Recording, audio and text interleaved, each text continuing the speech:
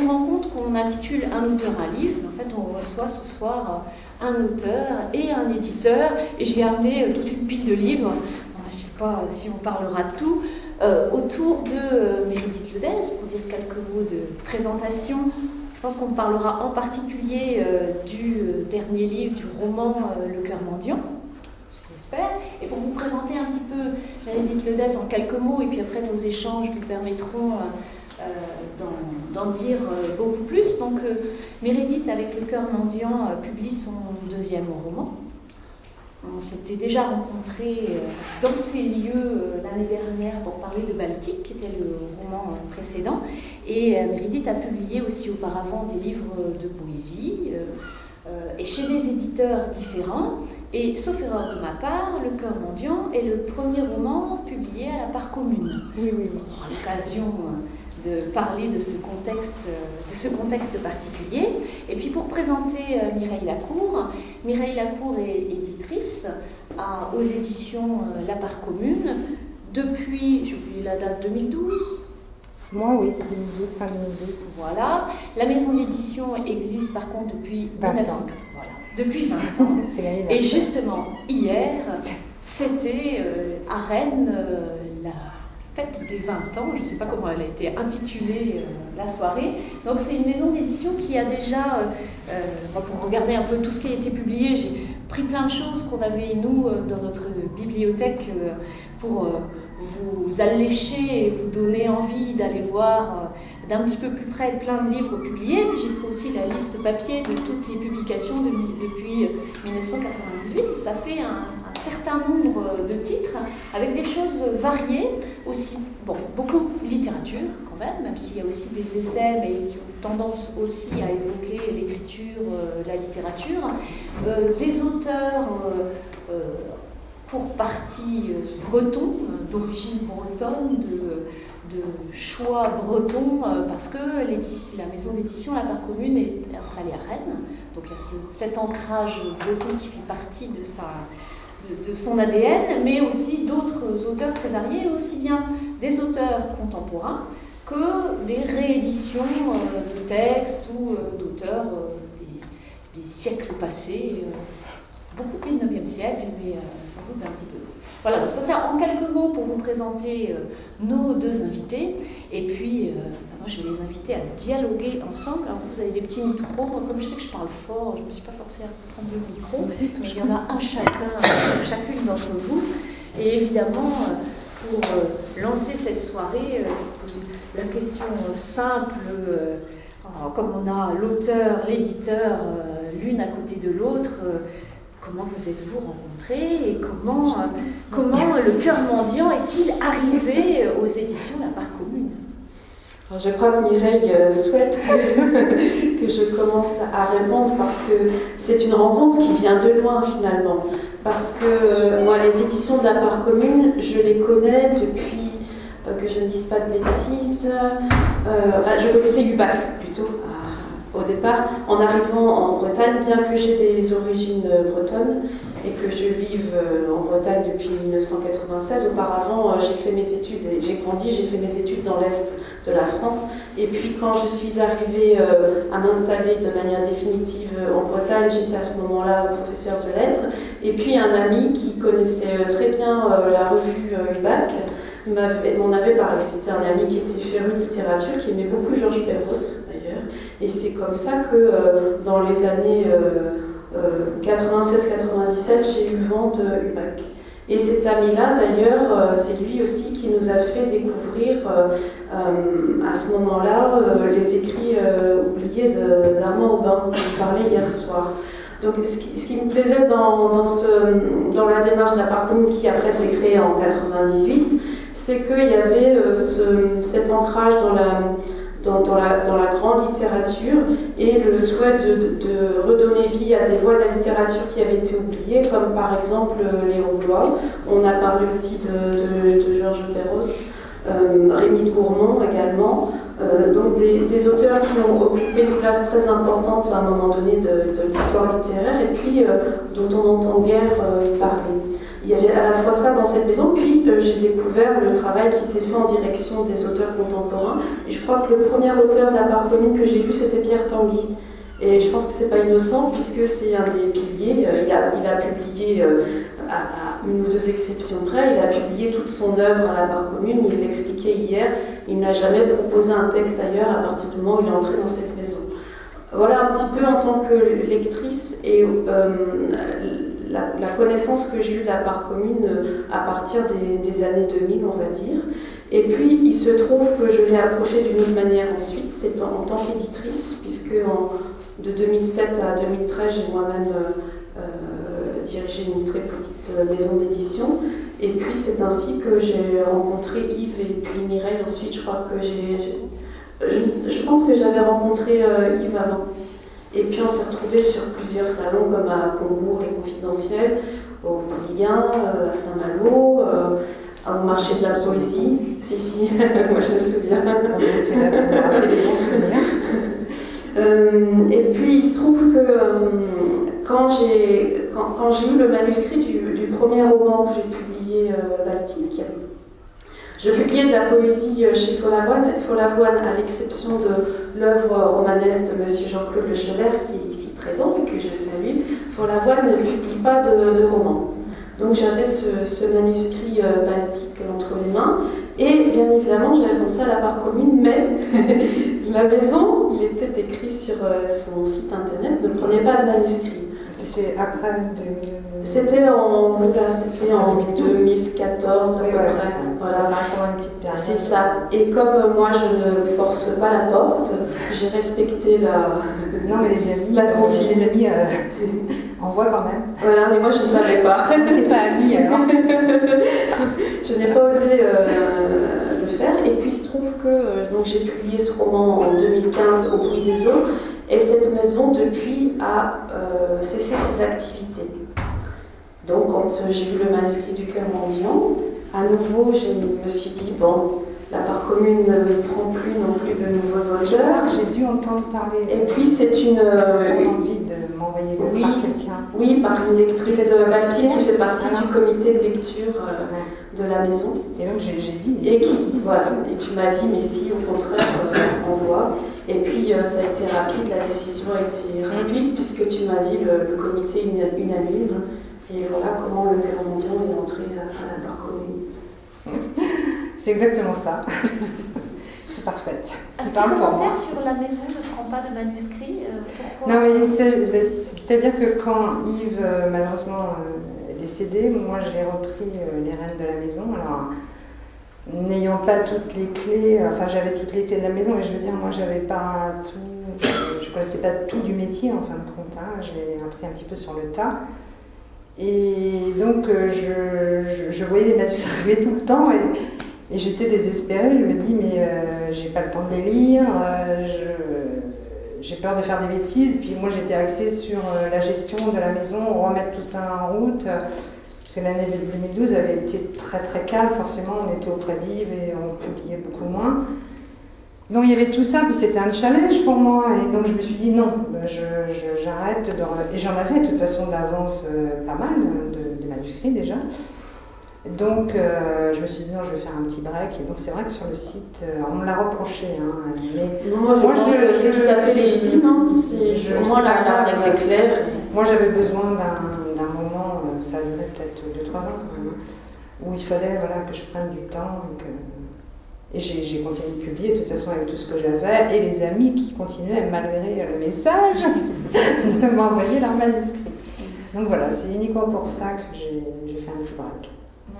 On peut peut-être préciser quelques jalons de l'histoire de la maison d'édition, parce qu'on a parlé là de la revue BAC, de Yves Landrin, expliquer un petit peu pour ceux qui découvriraient la maison d'édition, comment elle est née. Alors moi j'ai pas connu la revue BAC, moi j'ai connu Yves en 2003. En 2003, et ça faisait 5 ans qu'il avait remonté une maison d'édition, puisque Alors, UBAC a dû se terminer en 93. Non, ça s'est terminé en 93. Il est resté 5 ans sans rien faire, si, mais je veux dire, il n'avait pas de maison d'édition. Et en 98, avec l'aide de quelques amis, eh bien, il a décidé de monter cette maison d'édition. Et voilà, et moi, je ne l'ai connu qu'en 2003. Et c'est vrai que, alors là, j'ai eu une révélation. Parce que je me suis retrouvée face à un personnage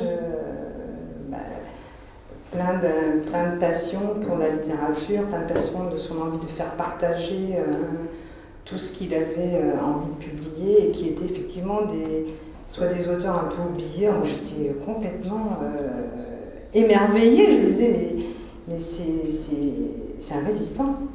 Et je trouvais ça très beau. Et donc voilà, je me suis lancée avec lui dans l'aventure éditoriale tout en gardant mon emploi, moi, d'infographiste dans une grande entreprise. Et ben, du coup, ce métier d'infographiste nous a servi pour, au lieu de faire la mise en page par d'autres personnes, on s'est mis tous les deux et pour faire des économies, il fallait bien commencer aussi. Voilà, donc en 2003, il avait à peu près une 50aine de livres quand moi je l'ai connu. Et maintenant, il y en a 350 à peu près. Voilà, alors le rythme de publication, c'est assez variable. Au début, je me souviens que c'était 10-15. Une année, je crois qu'il a publié, quand j'étais avec lui, au moins 30. C'est beaucoup trop. Et là, moi, je suis redescendue à un rythme de 12 ouvrages de la collection classique que j'ai fait le format de Meredith Ledès, voilà. Oui. Et autrement, on a créé, avec l'aide de Thierry Gilliboeuf, le grand ami vive, qui m'accompagne maintenant et me soutient dans la maison, une petite collection qui s'appelle La Petite Part, qui sont des textes inconnus d'auteurs très connus, avec une chartographie complètement différente et un format plus petit. Et le directeur, donc, c'est Thierry Gilliboeuf, qui est, je dirais, le fils spirituel d'Yves. C'est incroyable parce que c'est deux personnes qui ont 20 ans de différence, mais c'est son fils spirituel. C'est exactement la même manière de voir la littérature, de vouloir la partager. Et voilà, donc j'ai cette grande chance d'être entourée. C'est grâce à tous ces gens-là, d'ailleurs, ma famille, les auteurs, parce que bon, la part commune, c'est avant tout un esprit de famille. Peut-être que tu pourrais réexpliquer le nom de la maison d'édition que tu l'as fait. Ah oui, c'est deux titres de Maurice Blanchot, la part des anges et la communauté Inavoie. Voilà, il a fait une contraction des deux et c'est devenu la part commune. Et voilà, donc oui, c'est vrai qu'on me demande souvent la signification. Donc voilà, oui, Yves, c'était mon amour et je suis heureuse de continuer l'aventure parce que moi j'y ai trouvé mon équilibre et que je trouve ça magique. Les rencontres sont magiques et puis l'écriture, voilà, j'aime beaucoup. Mais j'ai forcément pas la culture d'Yves, hein. Lui il avait un passé d'écrivain. C'est un grand lecteur et puis un écrivain qui a arrêté d'écrire pour se consacrer à sa maison d'édition. Donc en 1984, il a publié son dernier recueil. Ouais. Et justement, je me permets de le dire, parce que Mireille, tu as fait un travail là, exceptionnel de rééditer les livres à l'occasion des 20 ans de la maison. On a découvert l'objet hier. Ouais, c'était le plus bel hommage que je pouvais lui faire. Hein. Et puis, il faut dire, a publié dans des maisons qui auront une résonance pour vous, par exemple chez Segers, qui n'est pas le moindre des éditeurs en matière de poésie.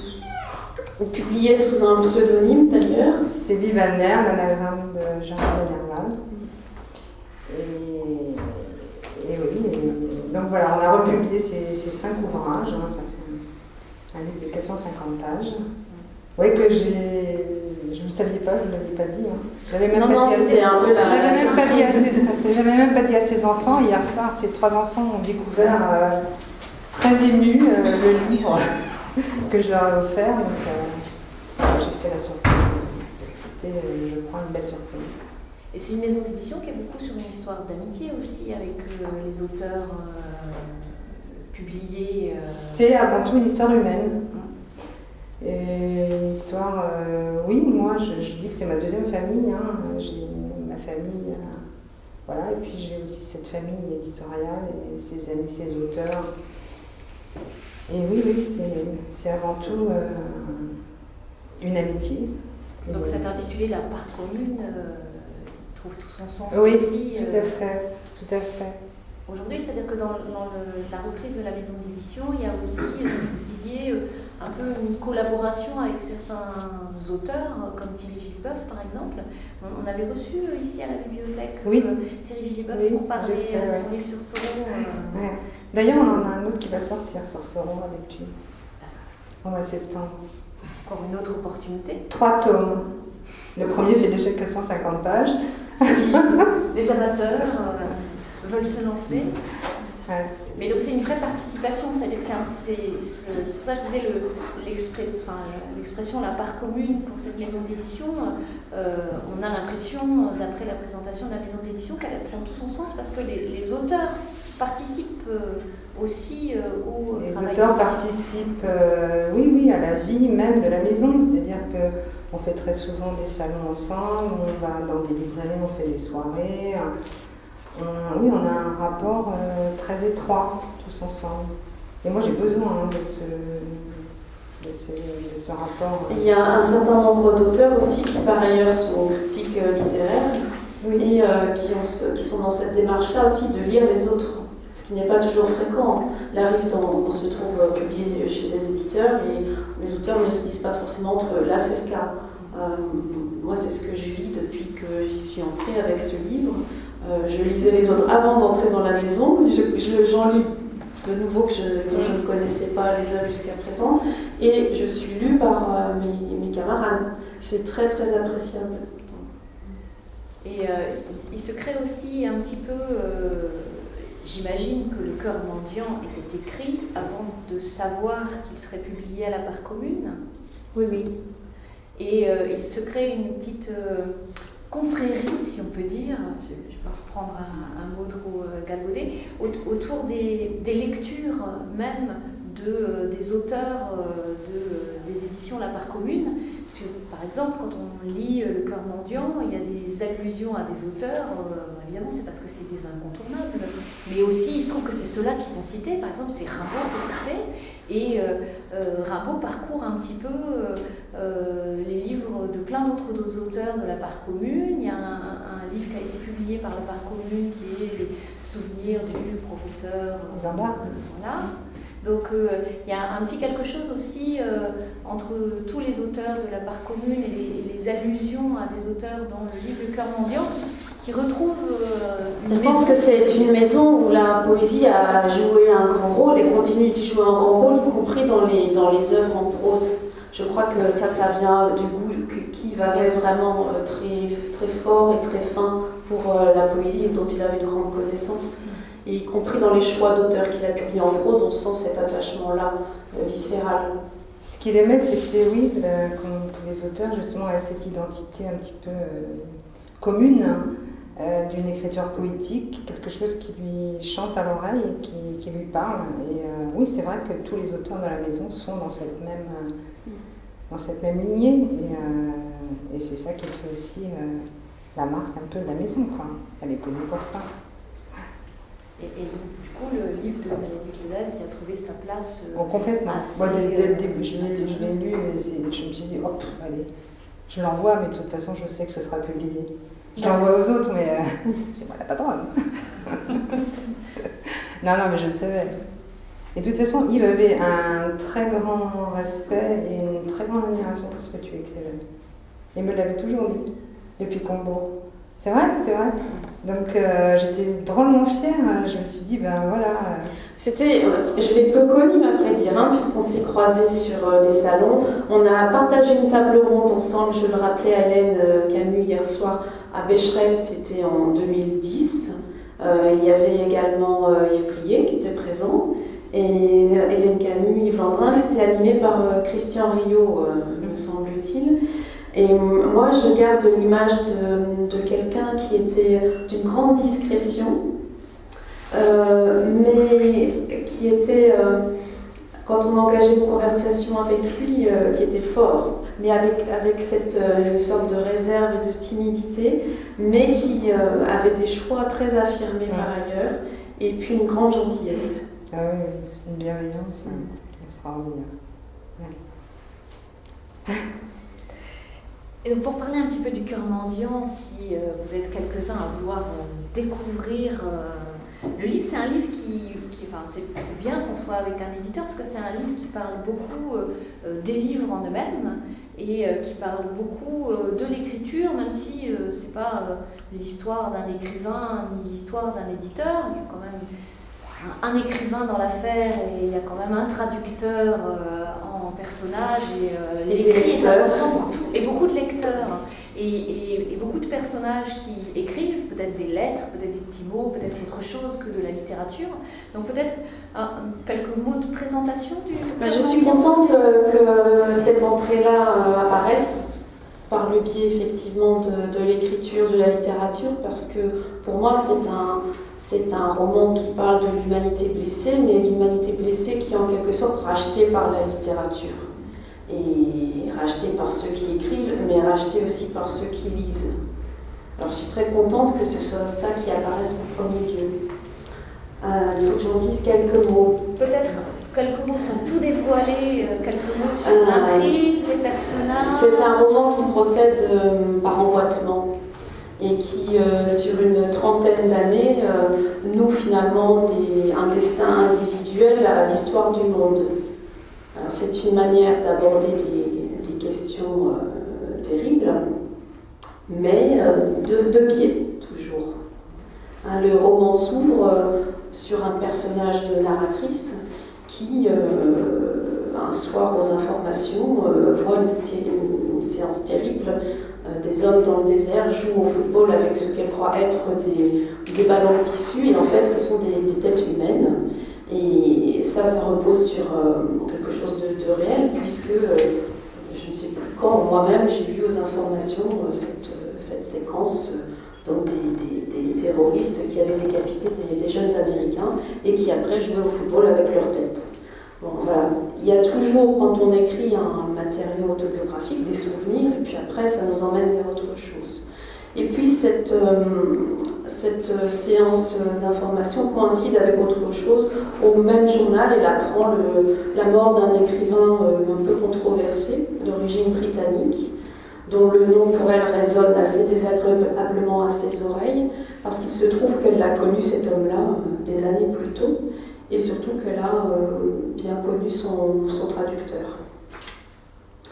Alors, c'est l'occasion pour elle de renouer avec le passé, au moment où elle est à la moitié de sa vie, dirait-on, et de faire le bilan entre, d'une certaine façon, les illusions de la jeunesse, les aspirations de la jeunesse, et puis sa situation aujourd'hui dans le monde tel qu'il est. Et les personnages dont on a ébauché un petit peu l'existence ici, c'est un petit peu comme dans le roman Baltique, ils sont construits avec plein de mystères qu'on découvre petit à petit. C'est un peu la marque de fabrique du coup, c'est le deuxième roman de Meredith Deleuze, c'est quelque chose que tu trouves important, de garder ce côté, on découvre petit à petit des morceaux du personnage et au bout du compte, quand on arrive au bout du livre, on n'a jamais tout découvert. Oui, parce que c'est ainsi que sont les êtres. Qui peut prétendre embrasser la personne de l'autre, la connaître, la maîtriser. Donc quand j'écris, j'ai envie de restituer cette vérité-là, de ce qui échappe et de ce qui nourrit la réflexion, l'imaginaire. Je trouve ça formidable que les êtres nous échappent. Un petit commentaire sur les êtres qui nous échappent. Et ça te fait sourire en tout cas. Non, je n'ai pas de commentaire. Pas de commentaire sur les êtres qui nous échappent. Peut-être pour rebondir un peu sur notre dialogue autour de la figure de l'écrivain et de l'éditeur, la figure de l'écrivain telle qu'elle est présentée dans le livre du Cœur mendiant. C'est un écrivain un petit peu particulier parce qu'à un moment, il est nommé un écrivain charognard, comme si c'est pas que la beauté de l'écrivain qui invente une histoire, crée, trouve l'éditeur qui va le publier, etc. Mais aussi comme si il avait une action malsaine sur son entourage proche. Oui, effectivement, parce qu'on est dans un cas de figure un peu particulier. Cet homme a utilisé la vie privée de quelqu'un qui n'est pas lui-même pour en faire un roman. Il a utilisé des confidences pour construire une œuvre romanesque. Donc il a commis un outrage d'une certaine façon dont ont souffert ses plus ou moins proches. Et c'est une question véritablement qu'on se pose quand on doit créer une œuvre ne serait-ce qu'une œuvre de fiction, c'est-à-dire jusqu'où je peux aller, jusqu'où je peux utiliser à la fois mes propres souvenirs, mon propre matériau, mais celui des autres. Et c'est complexe. Ça paraît simple au départ. Il n'y a pas de raison de se mettre de limites. Et au fil du temps, je trouve que ça devient plus compliqué que ça. Ça pose de réelles questions. Est-ce que c'est des questionnements qui reviennent jusqu'à l'éditeur? Parce que quelquefois, il y a un autre... un livre qui a été publié récemment à la Part Commune, là, de Jeff Sourdin, à écrire en 2e division, que j'ai trouvé amusant à mêler à notre débat, parce que c'est un écrivain qui se présente comme un écrivain de 2e zone. En fait, il a dit 2e division. Ça fait mieux, ça fait un petit peu plus football. On va continuer sur la métaphore dans un autre domaine. Et il montre comment, quelque part, son éditeur a du mal à échapper à sa propre vie quotidienne. En plus, son éditeur, il s'appelle... C'est Yves. Yves, très peu déguisé. C'est l'occasion aussi de parler de la figure de l'éditeur telle qu'elle apparaît dans ce livre-là. Et effectivement, on montre bien que l'éditeur n'échappe pas à cette vie personnelle et à ces affres de la création de l'écrivain, parce qu'on l'appelle en pleine nuit, au petit matin, pour lui faire une remarque, une question. Dans le livre, c'est ce qu'il fait. Oui, c'est un peu romancé quand même. Heureusement d'ailleurs. Est-ce que de temps en temps, effectivement, l'éditeur touche du doigt un peu toutes ces questions personnelles en fait, de l'auteur Oui, évidemment, ça... Comme de toute façon, entre l'éditeur et l'auteur se noue une relation amicale au départ. S'il n'y a pas cette amitié, cette chaleur humaine, etc., moi je continue pas. Donc forcément il y a un impact de la vie, de nos vies ensemble, et forcément voilà, et la suite on découle. C'est-à-dire que oui, ça a un impact, oui, chacun et c'est normal, on est des êtres humains avant tout. C'est d'abord une aventure humaine. L'édition, donc oui, ça a un impact, mais je vous rassure, tout se passe bien. Parce que l'impact dans Le Cœur mendiant, c'est pas entre l'éditeur et son auteur, mais plutôt entre le traducteur et l'auteur. Et en fait, avec cette image de l'écrivain charognard, il y a aussi quelque chose qui se passe entre le traducteur et l'auteur lui-même, c'est-à-dire qu'il se passe des choses très personnelles entre eux, des infos, mais aussi des ressentis, du vécu, etc. Donc, mais c'est aussi un roman où il est question du point de vue, et du point de vue à travers le temps, parce que ce personnage d'écrivain charognard, d'une certaine façon, il évolue avec le temps. Il évolue lui-même, mais il évolue à travers le regard de la narratrice. Il n'est pas le jeune homme présomptueux qu'il apparaissait au début. Il a changé, il a gagné en humanité tout en étant toujours un petit peu contestable du point de vue moral. Il souffre certainement d'un manque de reconnaissance, puisqu'il est perçu comme un de ces aristocrates de la langue qui traitent de l'intimité et qui ne sont pas engagés dans le combat pour sauver le monde. Et puis en définitive, il termine sa carrière par un livre qui s'intitule « Des corps par milliers » où il évoque les migrants enfants qui meurent sur les plages d'Europe. Et là, la critique lui tombe à bras raccourcis pour différentes raisons, ou l'encens pour d'autres raisons. Donc ce personnage, il a changé beaucoup au fil du temps. Et il meurt, il met certainement fin à ses jours.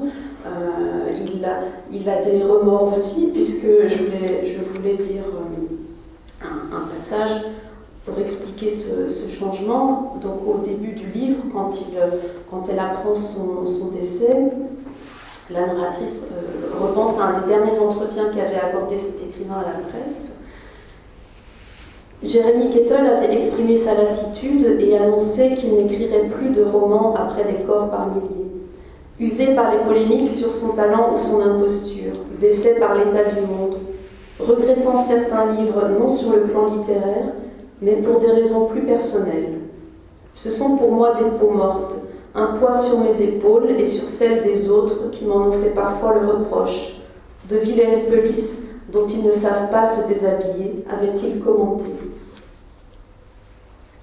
C'est vraiment la question de la reconnaissance littéraire et de l'utilisation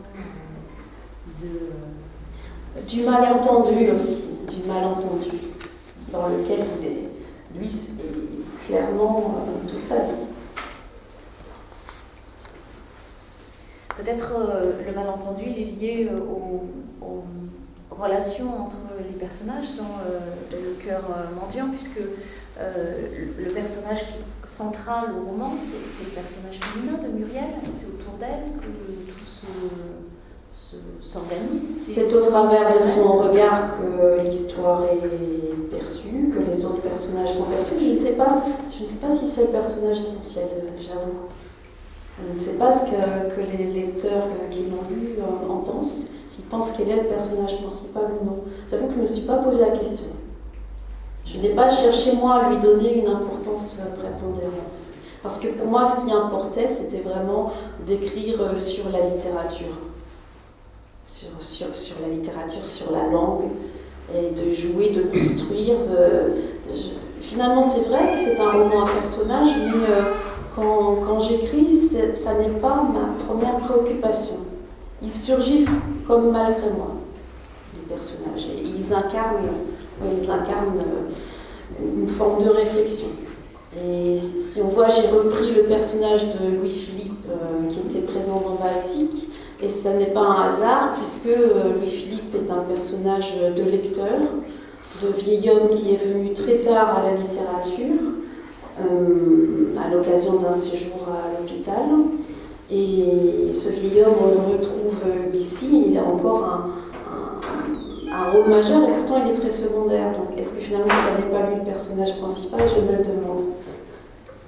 Alors plus ce personnage, pour faire la suite effectivement par rapport à Baltique, il a la particularité de vivre dans la Grande Tour, qui dans Baltique était déjà présente comme une allusion à la ville de Saint-Brieuc.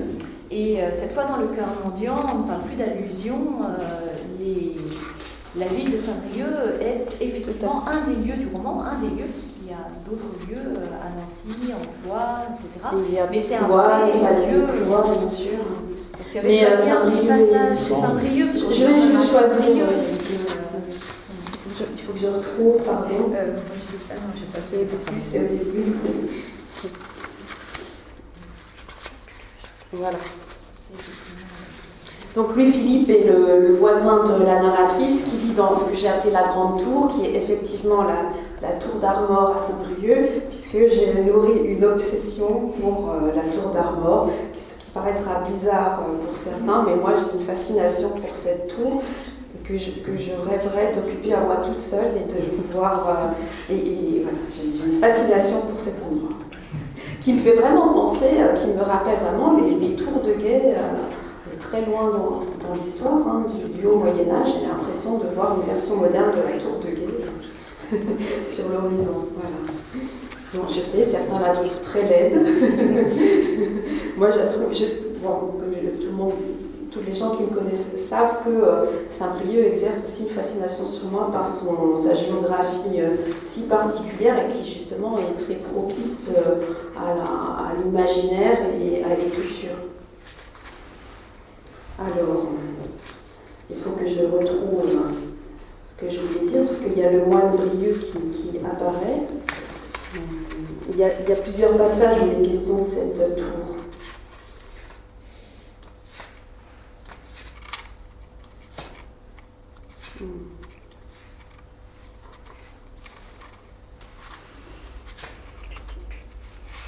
Je n'arrive plus. Oh, voilà.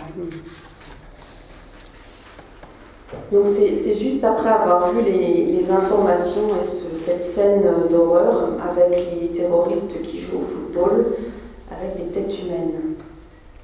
Je suis face à moi-même dans la salle de bain, la bouche lavée, les yeux vides. Jusqu'où peut aller l'horreur? Je pense à mon vieux voisin.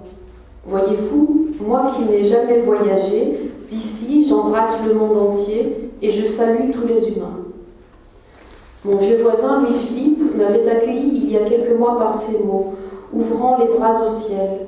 Sur la terrasse de l'immeuble très haut dont nous occupons l'un et l'autre, à quelques étages de distance, un appartement identique, avec la même orientation, des grandes fenêtres duquel nous pouvons l'un comme l'autre apprécier la géographie singulière de la ville, et bien au-delà, rêvant sur la mer, imaginer la traversée des premiers hôtes de nos rivages, et entre tous, parmi les 7 saints fondateurs de la Bretagne, venus du pays de Galles, le moine Brieux.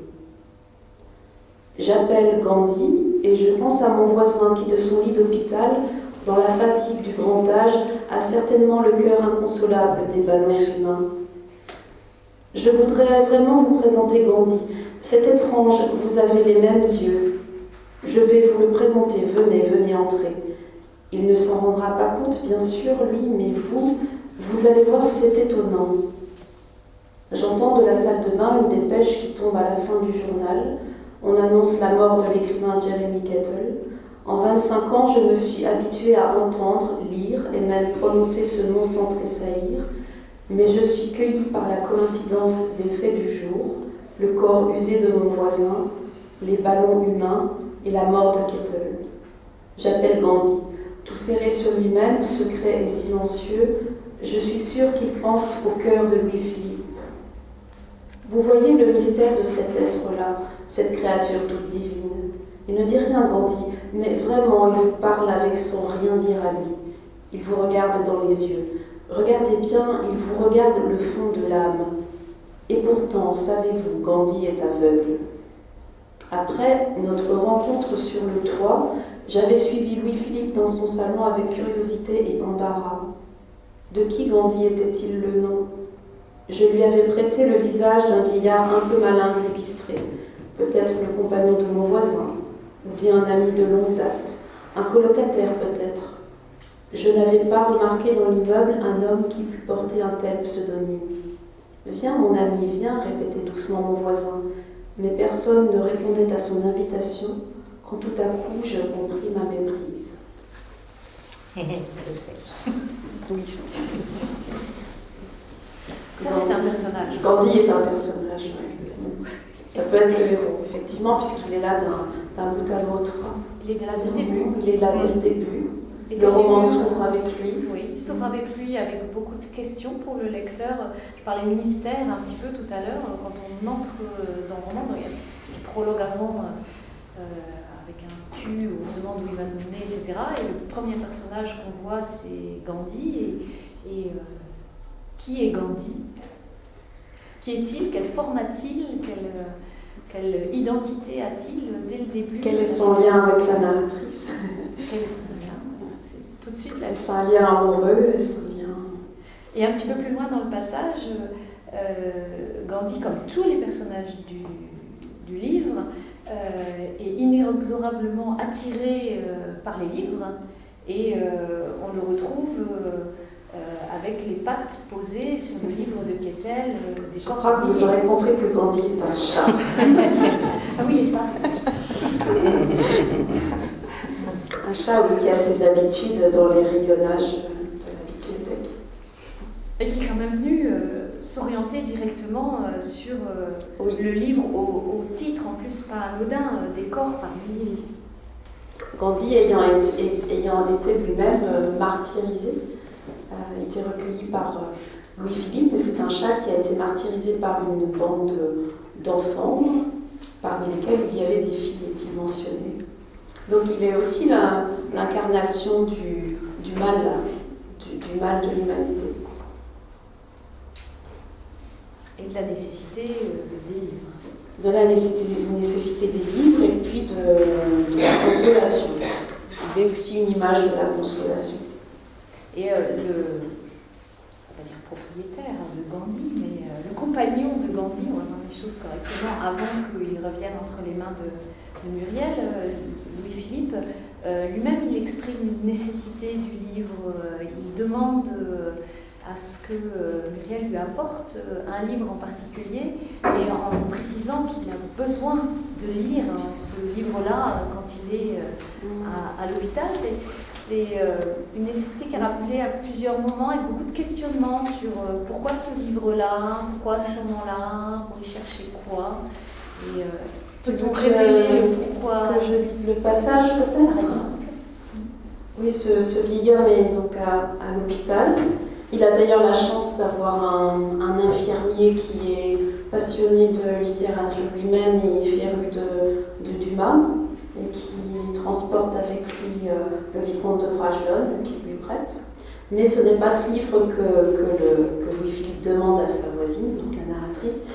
Il lui demande un autre classique. Alors, à propos de son appartement, c'est le logement d'un vieil homme sage, propre et discret, avec ses étagères de livres bien rangées, ses meubles cirés, sa vaisselle désuète et charmante comme une dînette de petite fille. Je vais lui rendre visite à l'hôpital demain dimanche. Je lui apporte quelques affaires suivant les indications qu'il m'a données. J'ouvre un placard, une commode, j'en retire 2 pyjamas propres, des sous-vêtements, des mouchoirs.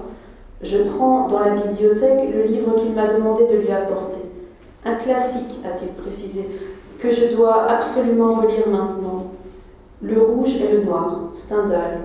Un des premiers livres qu'il a ouvert quand, il y a quelques années, déjà très âgé, il s'est mis à lire. Il ne s'est plus arrêté depuis. Au téléphone, Louis-Philippe a récité lentement cette phrase que moi-même je connais par cœur. Les grands yeux noirs et remplis de larmes de Julien se trouvèrent en face des petits yeux gris et méchants du vieux charpentier qui avait l'air de vouloir lire jusqu'au fond de l'âme. Je ne sais quelle urgence le presse de relire à l'hôpital le roman de Stendhal, si ce n'est bien sûr l'angoisse de sa mort prochaine que j'ai entendue dans sa voix fatiguée et pâlie. Pourquoi, parmi les volumes de sa bibliothèque, a-t-il choisi le rouge et le noir et pas un autre livre? Il ne me l'a pas dit. Je n'ai pas osé lui poser la question. J'ai souvent eu l'occasion moi-même de parcourir le roman après l'avoir lu de mon propre chef, au collège, puis étudié au lycée et à l'université, et fait lire ensuite et étudier plusieurs années durant à mes propres élèves, avec pour morceau de choix bien sûr entre tous, l'exquipite grandiose qui arrachait leur admiration, enfin consentie, avec beaucoup d'efforts au plus rétif, par sa dernière page magistrale. Les funérailles de Julien Sorel, l'ostentatoire exaltation de Mathilde de la Mole, la sobriété souveraine de Madame de Rênal. Citation. Arrivé ainsi vers le point le plus élevé d'une des hautes montagnes du Jura, au milieu de la nuit, dans cette petite grotte magnifiquement illuminée d'un nombre infini de cierges, 20 prêtres célébrèrent le service des morts. Tous les habitants des petits villages de montagne, traversés par le convoi, l'avaient suivi, attirés par la singularité de cette étrange cérémonie. Alors on retrouve encore plus loin le rouge et le noir, mais c'était aussi l'occasion de tirer le fil de cette image qui revient tout au long du roman, qui est le motif des têtes coupées, qui apparaît avec le jeu macabre au début. On retrouve aussi dans le roman qu'écrit Jeremy Kettle à partir de l'histoire propre de la narratrice, à partir d'une anecdote qui concerne une tapisserie présente dans la salle des mariages de la mairie de Mende en Lozère, tapisserie que je n'ai jamais vue moi-même, je précise. Donc c'est là aussi, vous voyez, qu'on s'écarte vraiment de l'autobiographie, c'est de la pure fiction. Je ne suis jamais allée dans cette mairie, je n'ai traversé la Lozère qu'une seule fois une journée. Donc tout est purement travail aussi de recherche et de reconstitution, d'imagination. Donc il y a une tapisserie dans cette salle des mariages qui est assez étonnante, de scène de décapitation. Et donc la narratrice, quand elle est jeune fille, visite cette salle de mariage et est assez sidérée de constater que sur une cérémonie joyeuse planent les affres de la mort et de quelle mort. Et donc Kettle s'empare de ça dans un roman qu'il écrit parce que le traducteur qui a eu une histoire d'amour avec cette jeune fille lui a fait ses confidences et Kettle a recyclé la vie de la narratrice à son insu. En reprenant même exactement. En reprenant exactement mot pour mot les propos qu'elle avait écrits dans une lettre. Avec la phrase « Quelle idée saugrenue, cette tête coupée, veillant au destin des amours conjugales. » Ouais. Belle phrase. Mais ça paraît assez terrible comme ça, mais je me suis beaucoup amusée. J'ai beaucoup jubilé d'imaginer cette scène de cette adolescente qui découvre cette tapisserie et puis d'imaginer que ça va être repris après dans une œuvre de fiction, c'est très jubilatoire. De même, tout à l'heure, tu évoquais la figure de Rimbaud. C'est vrai que je l'évoque au début. Et là, il y a quelque chose de personnel dans ce que je dis, moi, du rapport de la narratrice à Rimbaud, qui est le mien. Pendant longtemps, Rimbaud a été un étranger pour moi. Mais surtout, il y a quand même une certaine ironie quand elle dit tous les hommes que j'ai connus disaient aimer Rimbaud. C'est vrai que c'est un peu ironique parce que j'ai moi-même constaté que bien des hommes qui avaient très peu lu, beaucoup lu ou moyennement lu Rimbaud, il fallait qu'ils disent qu'ils aimaient Rimbaud. Donc c'est un peu de malice de ma part aussi. Il y a toujours ça, cette coexistence de plusieurs points de vue en même temps. Et sur ces écrivains donc des siècles passés qui résonnent encore aujourd'hui, là on parlait de cette tapisserie de Judith, de la tête coupée, etc. Et dans la maison d'édition La Barre Commune, on édite et réédite aussi en choisissant du Rimbaud, mais aussi j'ai vu dans les prochaines publications du Apollinaire. Donc j'imagine que vous saurez c'est Thierry qui est apporteur qui a pris les suites d'Yves pour ça, ouais. Et donc qui est apporteur de ces auteurs un peu oubliés. Mais là, c'est le centenaire de la mort d'Apollinaire. Donc à cette occasion, il m'a téléphoné il y a 3 mois, il m'a dit voilà, il y a le centenaire, je te propose Apollinaire. Et j'ai dit oui, allons-y. C'est parce qu'il faut trouver aussi des. C'est pas facile de défendre des auteurs un peu oubliés. C'est un peu ça la pour les remettre en lumière, mais il faut on choisit avec des événements comme le centenaire de la mort d'Apollinaire. Mais il est à l'affût de tout, Thierry, donc dès qu'il a une bonne idée, alors je ne suis pas la seule éditrice avec laquelle il travaille, donc il répartit ses œufs un peu dans plusieurs paniers, mais dès qu'il a une idée comme ça, il téléphone et il me dit voilà, on ne fait pas ça 3 fois par an, on le fait 1 fois par an, parce que c'est aussi c'est une œuvre aussi qui va être assez importante et qui coûte de l'argent, et donc ça part pas comme les romans policiers à 10 ou 20 000 exemplaires, même plus. Donc il faut être prudent, ça c'est le côté gestionnaire de l'éditeur qui parle. Et donc voilà, moi je suis un petit peu les mains et Thierry est un peu le cerveau avec les amis auteurs et donc voilà, c'est vraiment une association entre nous et ça marche. Mais toi, depuis que tu as repris en 2012 la suite, tu as maintenu la même identité à cette maison. Oui, parce que poursuivre.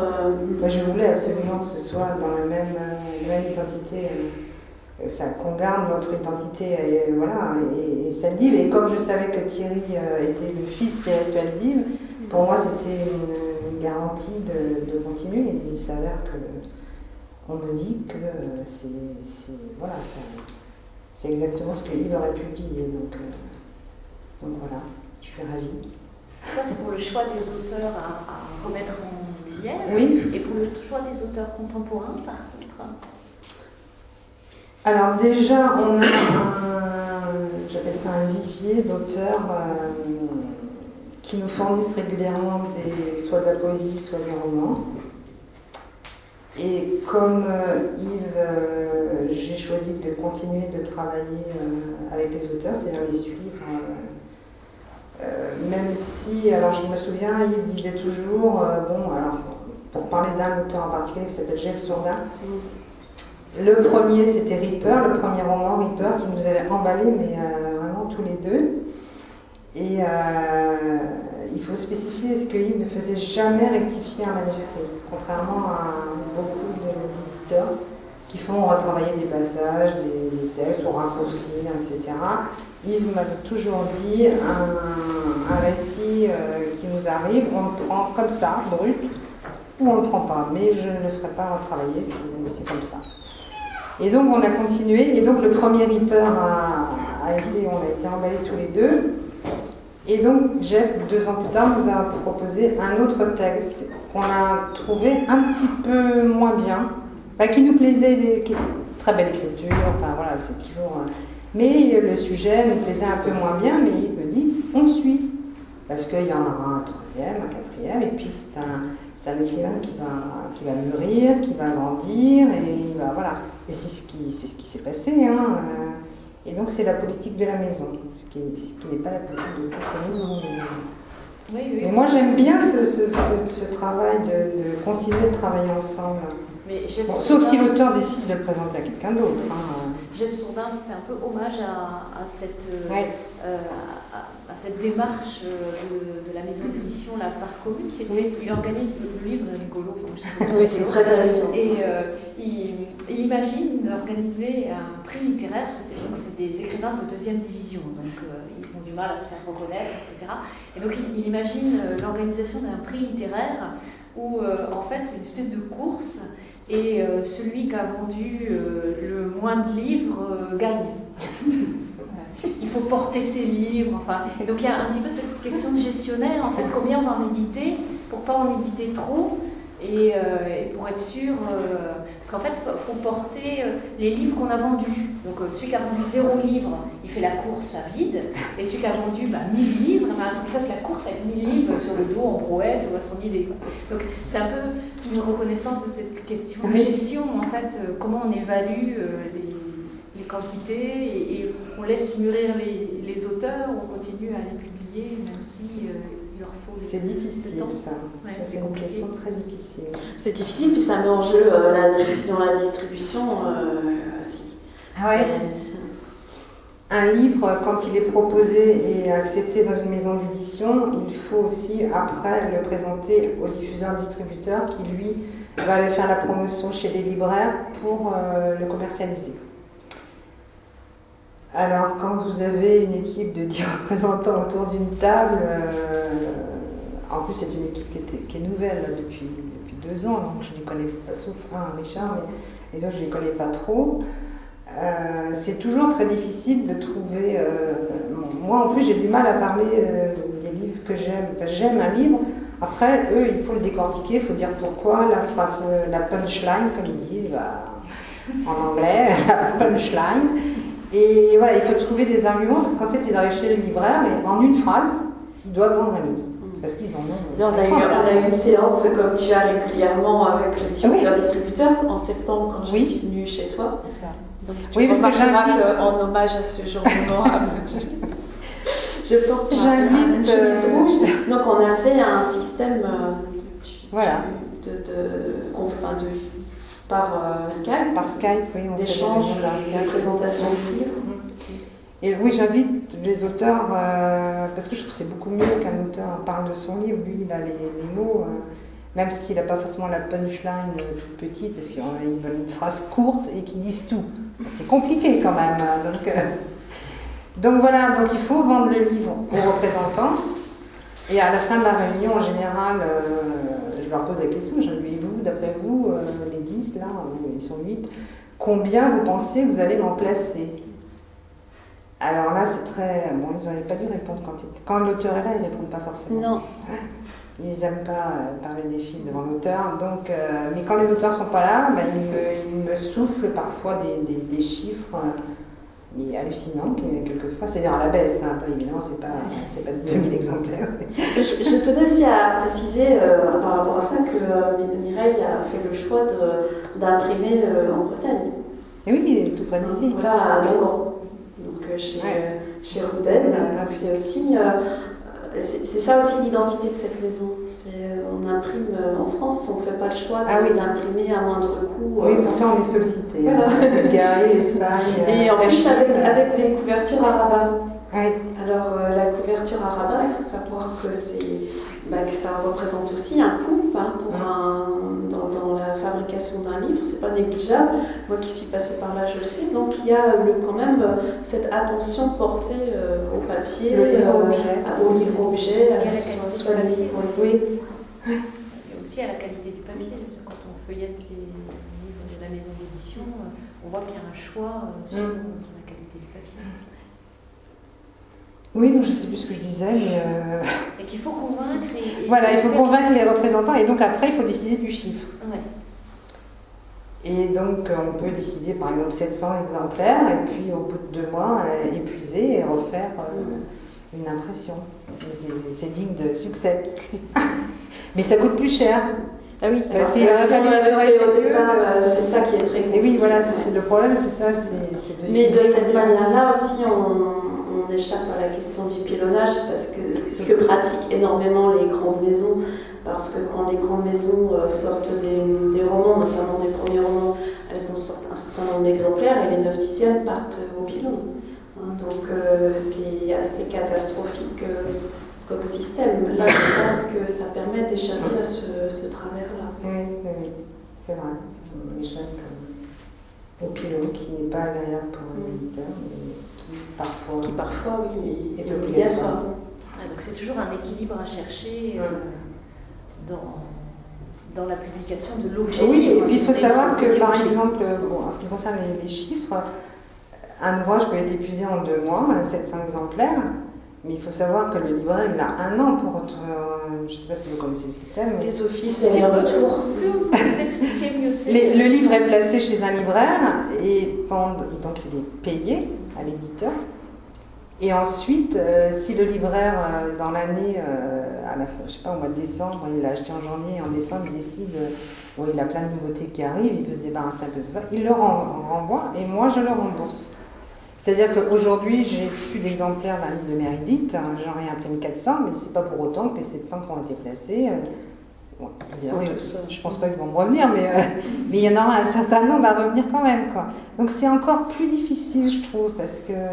Oui, puis en plus, il y a la question de comment, la question financière que ça pose, et puis en plus, dans quel état on récupère les livres. Oh bah, ils sont invendables. Ils sont invendables, on les récupère dans des états... Ceux-là, la plupart du temps, c'est du pylône, ceux qui reviennent. Donc oui, de toute façon, c'est perdu. Donc voilà, donc c'est très difficile de savoir. C'est ça qui me travaille. Je comprends. Mais c'est l'avantage pour un auteur qui a connu l'autre côté du métier, c'est de comprendre peut-être plus que d'autres ces questions-là. C'est vrai, ouais. Tous les auteurs comprennent pas ça. Si chez moi, ils comprennent. Oui, à l'appartement, je pense. Et c'est vrai que c'est assez difficile. Moi, j'ai découvert cette chose que je ne connaissais pas. Je ne savais pas. Moi, je ne faisais pas la gestion avant. Et donc, quand je me suis retrouvée à faire ça, j'ai vraiment eu peur. Bon, maintenant, ça va mieux, mais non, c'est vrai, c'est toujours. Oui, là, depuis une semaine, je suis en train de regarder la banque tous les jours. Et je me dis, est-ce que je vais y aller, est-ce que je vais y aller? Oui, ben voilà. Puis on va peut-être passer la parole à la salle si vous avez quelques questions complémentaires sur aussi bien tous les dessous de l'édition, du côté de ces chiffres, mais aussi du côté de ces mots, à poser à Mélanie et à Mireille. Peut-être pas plus facile pour entendre derrière. Merci. Bon, je sais pas si je peux se présenter. Sur la Blondel, c'est quand même plus correct de se présenter. Je vais revenir plutôt, si vous permettez, sur le cœur mendiant. Il a été largement évoqué le fait que ce roman est fortement ancré dans la littérature et que la littérature en est un personnage. Quelque chose mérite aussi d'être souligné, vous l'avez en partie remarqué par les extraits qui ont été lus, c'est que c'est un livre musical. Et non seulement par la perfection de l'écriture, mais par sa conception. Pour moi, je ne l'ai lu que 3 fois, mais quand même ça m'a permis d'avoir ça en mémoire. Il y a une conception qui est pratiquement celle de l'opéra. Comme tout opéra, un opéra commence par une ouverture, et là vous avez un prologue qui en lui-même est une œuvre parfaite d'ailleurs. On peut déjà donner ça à lire comme on écoute séparément l'ouverture de l'opéra. Et au fil du roman, on a des arias, des passages où c'est Muriel qui va parler, des passages où André va reprendre la parole. On a des chœurs quand c'est l'ensemble des jeunes gens qui se retrouvent. On a des passages de description de paysages, de voyages, où c'est plutôt de l'instrumental ou du chœur aussi.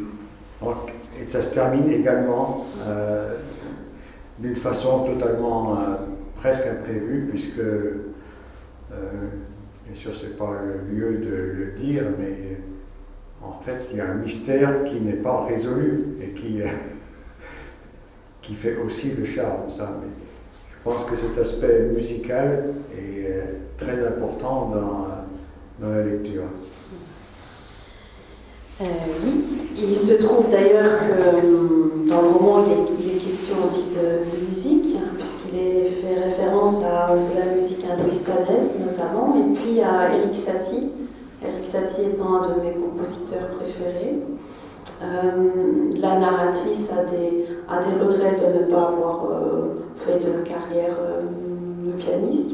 Ce n'est pas mon cas, même si j'ai un peu fait de piano tardivement, puis abandonné parce que j'ai eu faute de temps. Mais oui, je crois que je ne l'aurais jamais présenté de cette manière-là, mais c'est juste. Et je pense aussi que c'est cette histoire de construction qui l'explique, c'est-à-dire que quand j'écris, j'ai vraiment le souci de la construction globale, bien sûr, le projet d'ensemble, mais chaque détail. Et Robert faisait allusion au prologue, et c'est vrai que pour le prologue, comme pour toute partie du livre, il n'y a aucune phrase qui n'ait été passée au crible et rabotée et reprise. C'est juste, il faut dire aussi que c'est un roman dont l'écriture s'est faite avec des reprises dans le temps.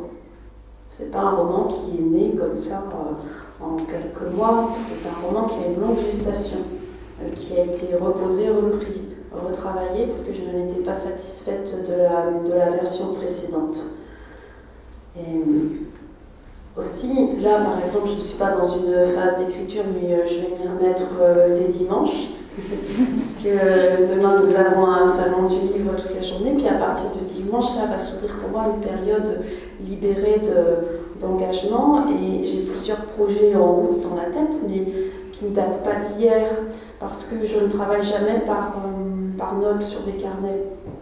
Je travaille vraiment de tête, et j'élabore, j'échafaude des esquisses dans ma tête, et puis il y a des choses qui restent, des choses qui partent. Et puis un jour, je me lance et le projet se construit vraiment par ce phénomène de ressassement.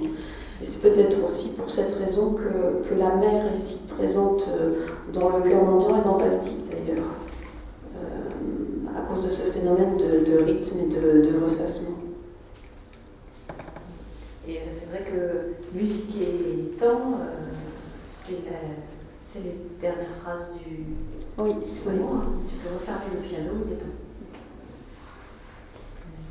Il y avait une autre question, j'avais cru voir. Voilà, je passe le micro cette fois. Merci. Tout d'abord, je voudrais que vous m'excusiez, je suis obligé de partir. Comme je suis très étourdi, je me suis trompé d'une demi-heure. J'avais rendez-vous à 7h30, je suis déjà en retard. Première chose, c'est à propos du cœur mendiant. Alors, je voudrais dire à ceux qui ne l'ont pas lu de commencer assez vite et ils éprouveront ce que j'ai la même chose que moi, sans doute. C'est-à-dire, au bout de quelques pages, j'ai l'impression de me faire avoir parce que je n'avais pas du tout. Il y a une certaine habileté de l'auteur qui embarque son lecteur et c'est très agréable de se faire avoir au bout d'une dizaine de pages. Et après, on continue parce qu'on est pris, on est envoûté par le roman. Et deuxième chose, c'est à propos, c'est pour Madame Lacour, je voudrais vous demander deux choses. Alors, tout d'abord, vous avez parlé de la diffusion, là, et il se trouve qu'à l'INIC, j'ai eu l'occasion de discuter avec Pierre Tanguy, justement, qui évoquait quelque chose que les diffuseurs souvent représentent plusieurs maisons d'édition, et ils ont tendance à y aller carrément pour les grosses maisons, sans se poser trop de questions, et puis après on présente l'idée qu'il y a quelque chose qui le gênait beaucoup. Et une autre question, alors très précise et très matérielle, à propos du format et de la couverture avec ce cercle, d'où ça vient?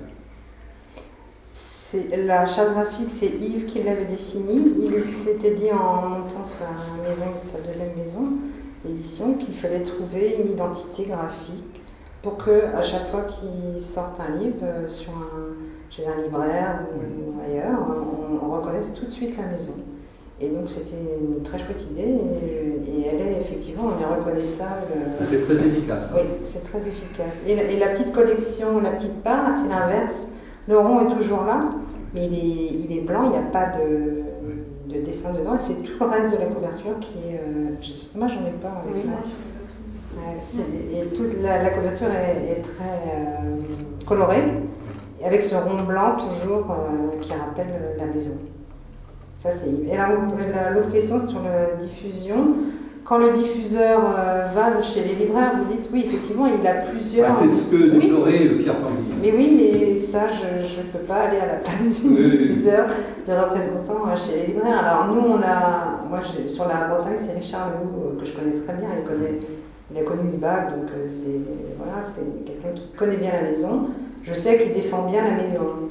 Et d'ailleurs, les chiffres parlent sur la Bretagne, on est très bien. Les collections sont bien vendues.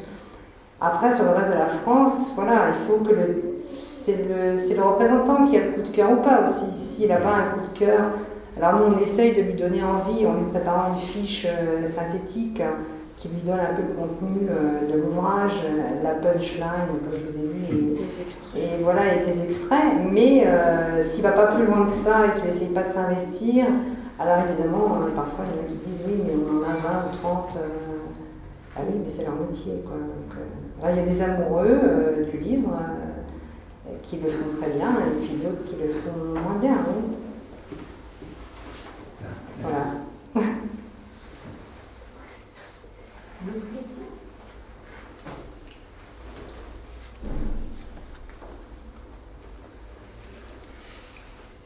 Bon, sur l'édition, le livre. C'est vrai que j'avais pris que des livres de la part commune, peut-être pour vous dire un petit peu ce que j'avais apporté là comme document de la bibliothèque. Nous, évidemment, à la bibliothèque de Saint-Brieuc, on a un fonds spécialisé sur la Bretagne et beaucoup des livres que j'avais apportés, des éditions de la part commune, c'est plus particulièrement des auteurs bretons.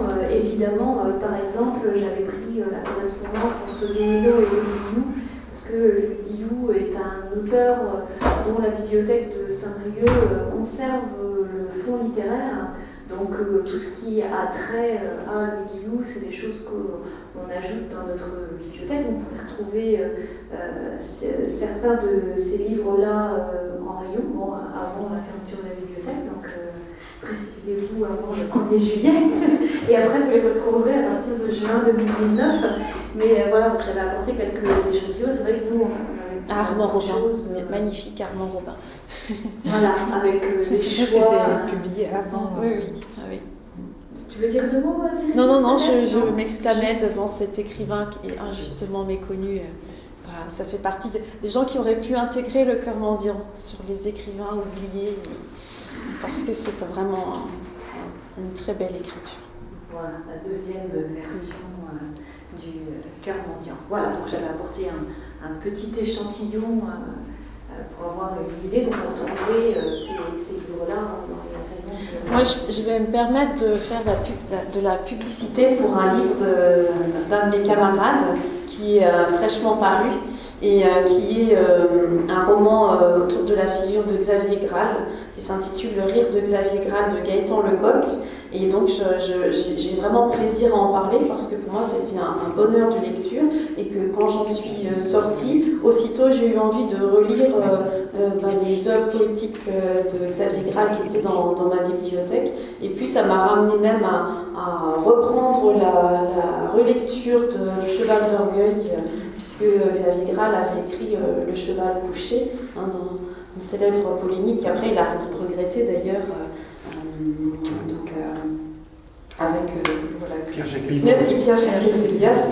Vraiment, ce roman, je vous le conseille, il est extrêmement bien écrit. Il resitue vraiment le personnage et puis j'ai vraiment plaisir à le défendre. Tu as parlé aussi du livre de Jeff Sourdin qui est vraiment un moment délicieux de rire et de facétie à conseiller aussi dans un tout autre registre. Et puis il y a des auteurs piliers dont on a parlé, il y a Pierre Tanguy bien sûr, il y a Jean-Pierre Boulic, mais ça c'est peut-être Mireille qui va nous en dire plus. Jean-Pierre Boulic, oui, qui écrit beaucoup de poésie et qui m'adresse tous les 2 ans un ouvrage de poésie. Donc Jean-Pierre Boulic, oui, c'est un pilier lui aussi. Et il n'y a pas Jean-Pierre Boulic, il y a Jean-Louis Quatrieux. Oui. Avec Enfant 68. Avec Enfant 68, oui, qui est en plein dans l'actualité, là. Et son complice Mariano, avec qui il fait parfois des livres tous les deux. Il y en a un qui illustre avec des peintures, Mariano Otero, et Jean-Louis qui écrit des textes. Pierre Tanguy, oui, c'est bien une quinzaine d'ouvrages qu'on a édités avec lui. Jean-Pierre Colleux, qui est poète, et pour lequel on va justement sortir c'est bon, il est sorti d'ailleurs, Une poignée de jours lumineux. J'en oublie, j'en ai beaucoup, mais un que tu as dû voir hier, qui est des Côtes d'Armor, Thierry Le Pennec. Thierry Le Pennec, bien sûr. A une figure extraordinaire. Moi, j'ai fait la connaissance avec lui avant le décès de Libre. Je trouvais que c'était incroyable, cet agriculteur qui écrit des choses magnifiques. Et donc on va publier là très bientôt en septembre. Voilà, il y a des figures un petit peu comme ça, un peu incongrues pour moi. Au départ, je ne pensais pas qu'on pouvait... Bon, voilà, d'ailleurs, c'est quelque chose qui hier, pendant la soirée des 20 ans, est venu à plusieurs reprises. Cette venue à la littérature et à l'édition quand on vient d'un milieu qui ne nous y prédestine pas du tout. Et c'est très émouvant. C'est très émouvant, je trouve, quand on entend un écrivain ou un éditeur dire je suis arrivé dans un monde qui, a priori, n'était pas fait pour moi. Je trouve que ce passage dans un autre monde qui était en quelque sorte comme interdit est toujours bouleversant. Et on sentait l'émotion de certains à en parler. Je crois que cette maison, ça n'est pas une maison qui publie des poseurs. Non, des vraies personnes, des vraies rencontres. Voilà, que j'ai beaucoup de plaisir à publier et à côtoyer. Bien, merci, je pense que c'est une excellente phrase de conclusion et vous partez avec une liste d'auteurs à lire et à découvrir, en plus bien sûr de Meredith Ledez, mais voilà, ça fait plein de pistes et une belle conclusion pour cette rencontre. Notre partenaire libraire, le Pain des Rêves, est présent ici sur le palier et d'ailleurs, je tiens à saluer le travail qu'il a fait, parce qu'il avait fait une très jolie mise en avant dans la vitrine de la librairie. C'était vraiment une délicate attention de sa part. Parfait, il ne nous entend pas jusque-là, mais on lui dira tout à l'heure. Et donc, si vous acceptez de...